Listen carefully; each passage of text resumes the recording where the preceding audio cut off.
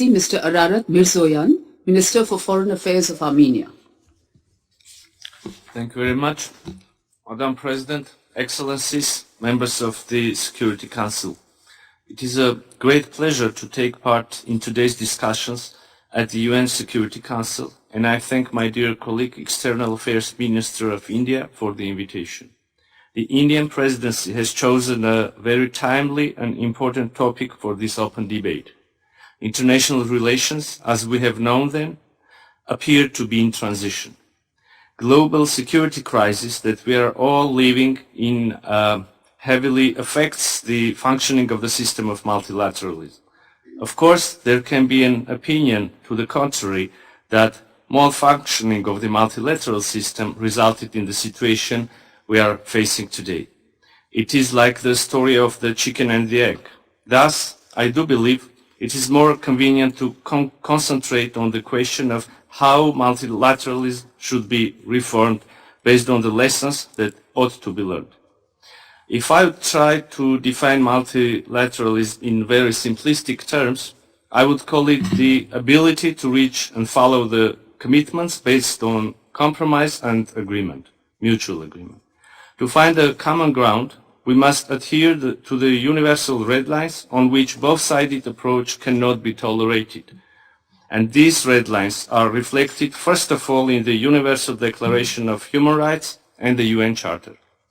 This important open debate will hopefully serve as food for thought in our shared struggle to maintain and improve the multilateral system for the sake of future generations.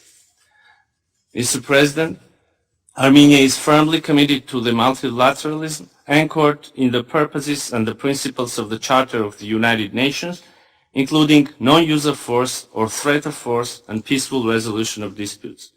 In a world where conflicts regrettably continue to persist, prohibition of the use of force and strict adherence to peaceful settlement of conflicts are indispensable to the maintenance of international peace and security.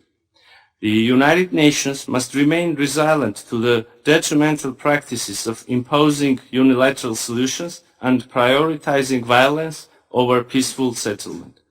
Attempts to normalize the use of force in interstate relations, to unleash wars and commit atrocities are incompatible with the core values and objectives of the United Nations and must be unequivocally condemned and rejected at all times. Strengthening the capacities of the UN and those of the Security Council to prevent and respond to such disturbing challenges is crucial for delivering on the objective of upholding international peace and security.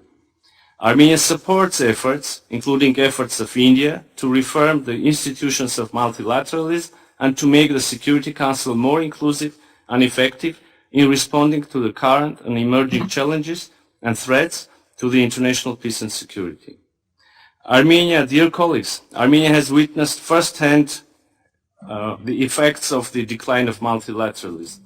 The international community proved unable to prevent the unjustified use of force of Azerbaijan against the people of Nagorno-Karabakh, which resulted in thousands of dead, wounded, and a new wave of displacement. The issue of rights and security of the people of Nagorno-Karabakh is still to be addressed. The people of Nagorno-Karabakh should be able to live in dignity and peace in their own homeland. The decline of multilateralism has manifested also in the inability of the security-mandated OSCE Minsk Group co-chairmanship to fulfill its duties. One of the parties to the conflict essentially blocks the activities of this format. Moreover, unilaterally declares that the Nagorno-Karabakh conflict has been resolved by use of force, thus hampering the potential solution of the conflict through international mediation. In the face of limited interest of the international community, the security challenges in our region only grew. Armenian sovereign territories have been continuously under attack. The last major incident was in September this year, and we requested an emergency meeting of the Security Council to assess the situation in full and to remain seized on the matter. The security situation, I regret to say, has not really seen any significant improvements. Despite the calls of the international community, Azerbaijan continues to keep sovereign territories of Armenia under occupation. We continue to face the growing military rhetoric of Azerbaijan that openly threatens our sovereignty and territorial integrity. 2 years since the cessation of military hostilities in Nagorno-Karabakh, the issue of return and repatriation of the Armenian prisoners of war remains unresolved. The Azerbaijani side continues its manipulations in order to artificially counterbalance the humanitarian issues and to turn the return of the Armenian POWs into a bargaining chip, which is totally unacceptable and should not be tolerated by the international community. Moreover, the international humanitarian bodies, including those of the United Nations, are still unable to provide much-needed aid to the people of Nagorno-Karabakh, essentially leaving them behind, in stark contrast to the global pledge of the 2030 Agenda for Sustainable Development. Ironically, not only international humanitarian organizations, but even people living in Nagorno-Karabakh are denied access. It is already the third day that Azerbaijan, grossly violating its international obligations, has blocked the movement through the Lachin corridor, the only lifeline of Nagorno-Karabakh, which is now essentially cut off from Armenia and the outside world. As we speak, the people of Nagorno-Karabakh have been deprived of their right to free movement. Mothers are separated from their children. Terminally ill people can't get medical supplies and help. Even worse, in freezing winter conditions, the gas supply to Nagorno-Karabakh has been severed by Azerbaijan. Nagorno-Karabakh, dear colleagues, is facing the imminent threat of food, energy, and overall humanitarian crisis, which, if not addressed urgently, will lead into a catastrophe. In such conditions, the leadership of Azerbaijan claims that they are ready to provide rights and security guarantees for Armenians and that no international mechanism or presence is required. What we have at hand is illustrative of how they imagine these guarantees. Along with Azerbaijan's refusal to hold dialogue with Stepanakert on their rights and security, this position testifies to the fact that Baku continues pursuing a genocidal policy towards the Armenians of Nagorno-Karabakh.